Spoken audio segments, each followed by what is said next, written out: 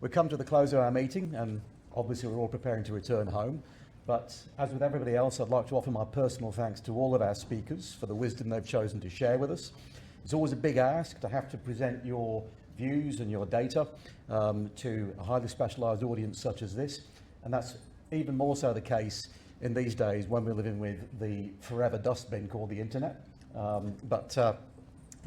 Everyone's done this despite what Nick referred to as the pro bono fatigue. We've had a rich mix of presentations across that wide swathe of the clinical territory that we own and occupy. And some of the presentations have demonstrated the difficulty that we have in translating evidence-based treatments and placing them into hidebound social structures. Some of the presentations have referenced some novel treatments that some of you might view as controversial. But across the spectrum, we can look at all of these ideas and see how they might be translated into our practice and record our results. Even better, get together through structures such as our research network and see how you can collate that data with your colleagues. Because even though we may not be doing RCTs in some areas, observational studies and registry results will always provide important resources and are often the vital foundations that we need before we can develop effective RCTs. Incredibly, about 50% of you are involved with the faculty despite the pro bono fatigue.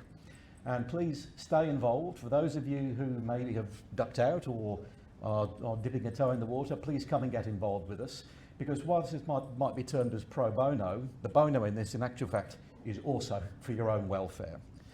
As we close the meeting, I want to acknowledge that we've gathered on Whadjuk Noongar country here in Walyulup, and that's the place that we know as Fremantle.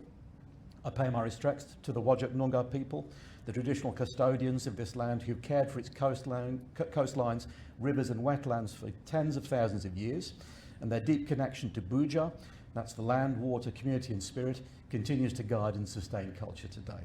And there's one observation I want to make. The First Nations custodians throughout Australia and throughout New Zealand developed a rich body of knowledge and understanding to guide them through life. And for me, working with First Nations people, an enduring example of this is the tradition of yarning. That's the practice of deep listening, open conversation and shared storytelling. In Australian First Nations communities, yarning fosters trust and understanding.